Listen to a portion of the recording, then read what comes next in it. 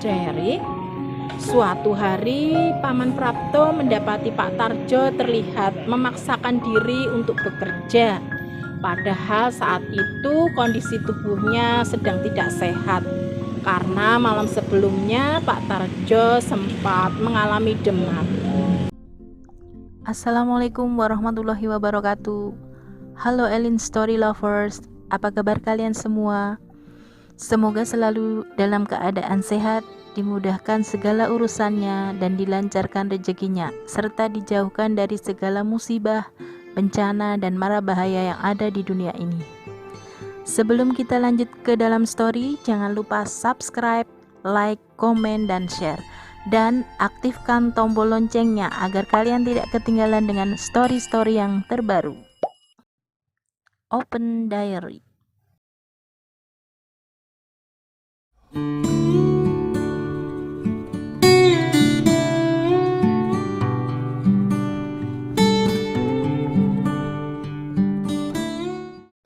Assalamualaikum warahmatullahi wabarakatuh. Halo Elin Story Lovers, apa kabar kalian hari ini? Pada kesempatan kali ini saya akan membawakan sebuah kisah yang dikirim oleh Mas Budi di Brebes, Jawa Tengah. Perkenalkan, namaku Budi. Aku tinggal di daerah Brebes, Jawa Tengah. Melalui channel ini, aku ingin berbagi kisah yang pernah dialami pamanku, Prapto namanya. Diary, waktu itu sekitar tahun 87, pamanku bekerja pada sebuah proyek pembangunan jembatan sebuah sungai besar di daerah Jawa Tengah. Proyek itu dipimpin oleh seorang mandor yang menurut Paman Prapto orangnya cukup galak. Mandor Slamet namanya. Jumlah pekerja proyek tersebut lumayan banyak, sekitar 40 orang pekerja. Pimpinan proyek menargetkan pengerjaan jembatan diselesaikan tidak sampai 3 bulan, sehingga waktu pengerjaan sangat dimaksimalkan. Maka dibuatlah barak-barak untuk tempat tinggal para pekerja di sekitar proyek itu. Satu barak ditempati 2-3 orang pekerja. Diary, Paman Prapto waktu itu menempati sebuah barak yang berada paling ujung dan hanya tinggal bersama seorang teman pekerja, Pak Tarjo namanya. Menurut Paman Prapto, Pak Tarjo secara fisik orangnya kurus dan usianya memang sudah cukup tua, sekitar 50 tahun.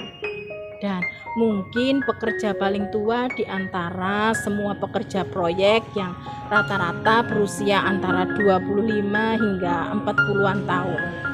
Bahkan ada yang masih berusia 18 tahun.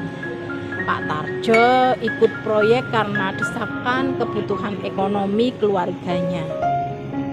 Dari suatu hari Paman Prapto mendapati Pak Tarjo terlihat memaksakan diri untuk bekerja.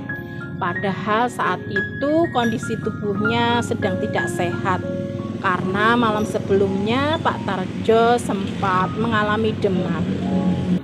Entah karena takut pada mandor Slamet yang cukup galak dengan kumisnya yang tebal seperti Pak Raden, atau takut bayarannya dipotong, sehingga Pak Tarjo tetap memaksakan diri untuk bekerja. Saat itu pengerjaan proyek sedang dalam tahap pengecoran pondasi jembatan. Ketika Pak Tarjo sedang melintas dekat dengan pondasi jembatan, mendadak Pak Tarjo jatuh pingsan di dekat mandor Slamet yang sedang mengawasi pengecoran pondasi jembatan. Sepertinya Pak Tarjo terlalu memaksakan diri dengan kondisi tubuhnya yang sedang sakit saat itu. Dan yang membuat kami para pekerja sangat terkejut adalah aksi mandor Slamet.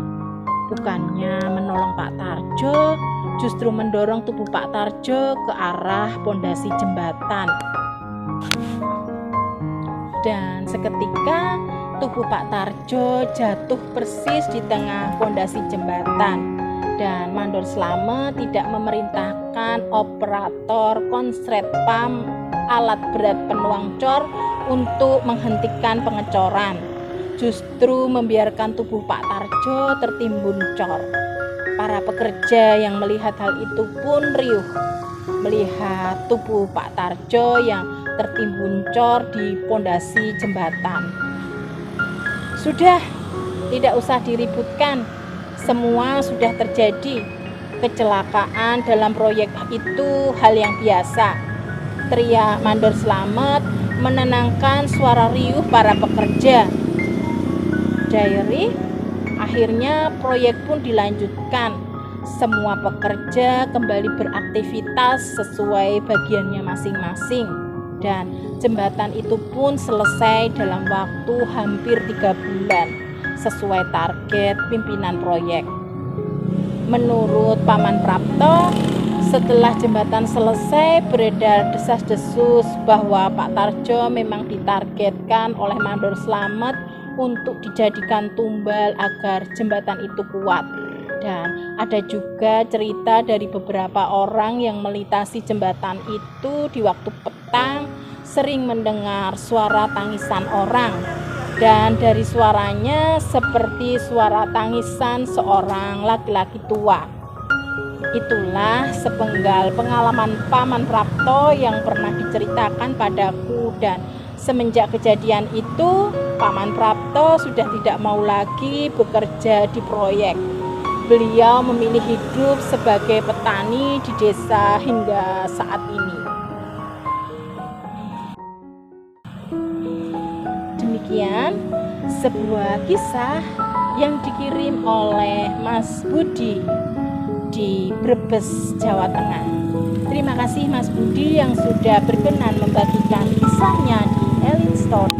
Nah, buat kalian yang mempunyai kisah yang serupa dengan kisahnya Mas Budi atau mempunyai pengalaman hidup yang tidak bisa kalian lupakan sepanjang hidup kalian, silahkan kalian kirim di elins.story@gmail.com.